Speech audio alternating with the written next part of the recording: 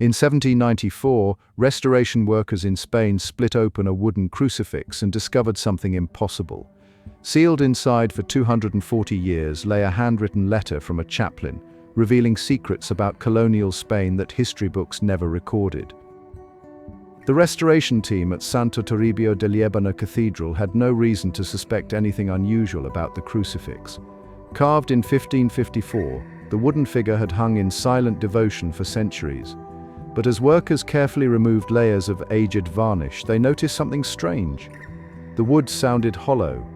When they gently pried open a concealed seam along the back, a folded parchment fell into their hands. The paper was brittle, yellowed with age, covered in cramped handwriting.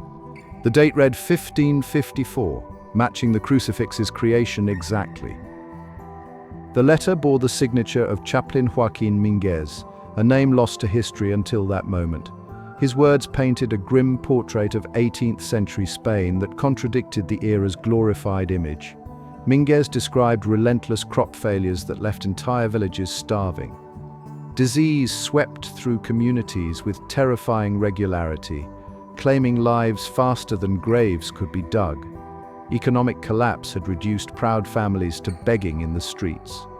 The chaplain wrote with desperate urgency, documenting suffering that official records deliberately ignored. He sealed his testimony inside the crucifix, hoping future generations would discover the truth. Religious artifacts offered the perfect hiding place for forbidden truths. Churches commanded reverence that protected objects from casual destruction or theft.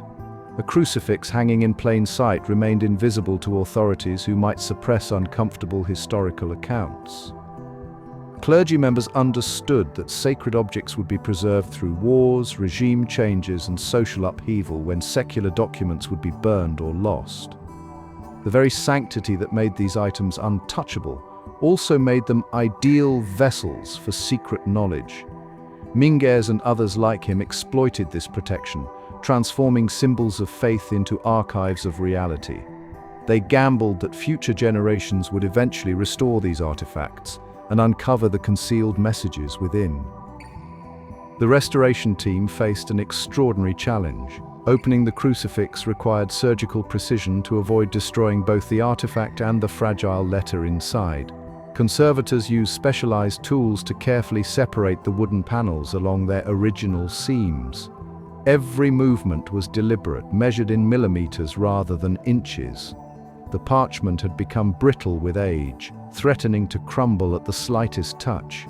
Humidity-controlled chambers stabilized the paper before anyone dared unfold it. Infrared imaging revealed the text without physical contact, allowing researchers to read Minguez's words before risking the document itself. The entire process took 3 weeks of painstaking work. Minguez's letter exposed a society on the brink of collapse. Wheat harvests had failed 3 consecutive years, driving bread prices beyond what laborers could afford. Smallpox ravaged towns with merciless efficiency, killing 1 in every 3 children before their 5th birthday. Families sold their possessions piece by piece just to survive another week. The chaplain documented mothers too weak from hunger to feed their infants, and elderly citizens abandoned because their children couldn't support them. His words described a reality that Spanish nobility worked tirelessly to hide from the rest of Europe, maintaining an illusion of prosperity while their people starved. Minguez recorded something even more dangerous than famine. His letter documented the brutal power struggle between church officials and local governors, a conflict that threatened to tear Spanish colonial administration apart. Civil authorities demanded the church surrender its vast land holdings to fund military campaigns, while bishops refused, citing divine authority that superseded royal decree. The chaplain described backroom deals where positions were bought and sold, justice perverted by whoever paid the highest bribe. Religious offices became commodities traded among wealthy families seeking influence. Minguez witnessed priests appointed not for their faith but for their political connections, men who had never read scripture but commanded parishes through family wealth alone. The Spanish crucifix was not an isolated incident. Across Europe, restoration projects revealed a systematic pattern of concealment within sacred objects. In 1982, French conservators discovered economic records hidden inside a 17th-century Madonna statue, detailing corruption among tax collectors. A Polish restoration in 1996 uncovered political manifestos sealed within a wooden saint, documenting peasant uprisings that official histories had erased. Italian researchers found medical journals inside a crucifix describing plague treatments the church had forbidden.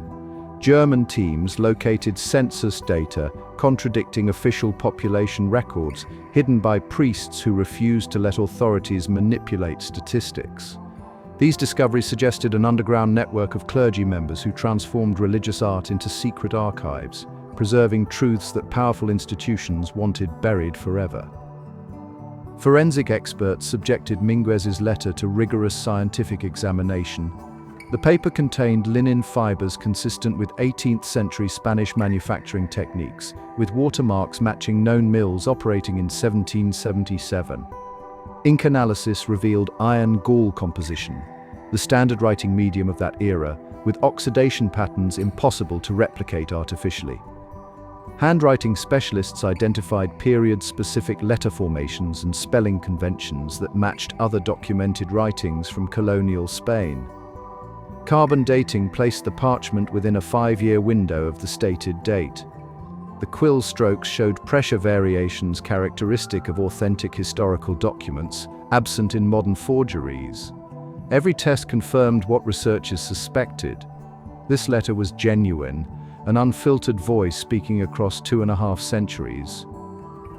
The discovery fundamentally changed how historians understood historical preservation. Minguez's letter revealed a deliberate strategy among marginalized voices to bypass contemporary censorship by targeting future audiences.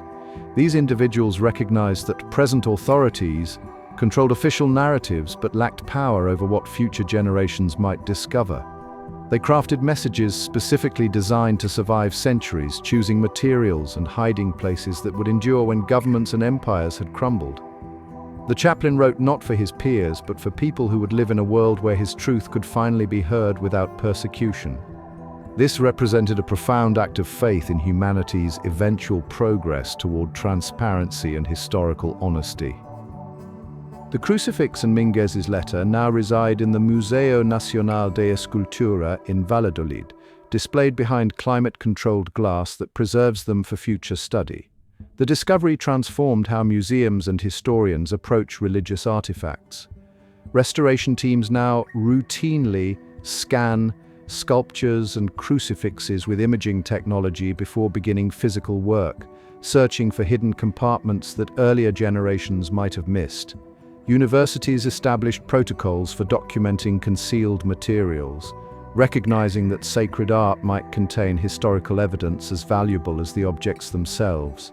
The find proved that religious artifacts served dual purposes: objects of worship on the surface and archives of suppressed truth beneath. Thanks for watching this journey into hidden history. If this story fascinated you, like this video, subscribe for more untold discoveries, and share it with someone who loves historical mysteries. Some truths wait centuries to be heard.